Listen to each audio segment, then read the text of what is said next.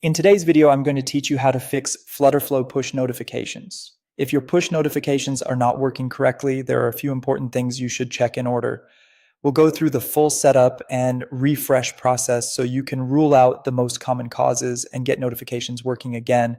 First, make sure your Firebase project is on the Blaze or pay-as-you-go plan. This is important because FlutterFlow push notifications rely on Firebase Cloud Functions, and Cloud Functions require that billing-enabled plan in order to operate properly. If you're still on a free plan, notifications may fail even if the rest of your setup looks correct.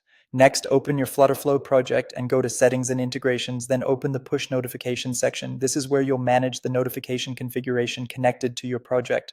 Once you're there, disable push notifications and then turn them back on again. This simple reset can help refresh the integration if something became misconfigured behind the scenes.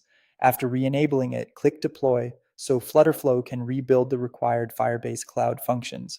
This step is especially important because toggling the feature alone is not enough if the backend functions need to be regenerated. After that, verify your iOS APNs and Apple setup. If you're testing on iPhone or iPad, your Apple push notification configuration must be correct or notifications will not be delivered.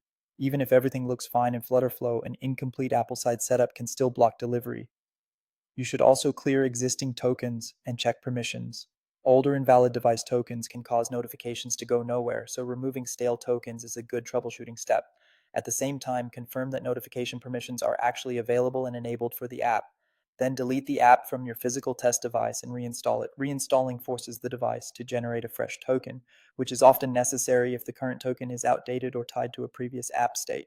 This is one of the most effective ways to eliminate token-related issues. When you open the app again, make sure the Allow Notifications prompt is explicitly accepted on the device.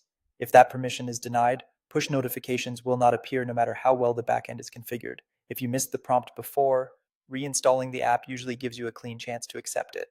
Finally, test everything by manually sending a notification from the Manually Trigger Notifications menu inside FlutterFlow. This gives you a direct way to confirm whether your configuration is working before you spend more time debugging. If you follow this process carefully, you'll cover the most common reasons FlutterFlow push notifications fail and give yourself the best chance of getting them working properly.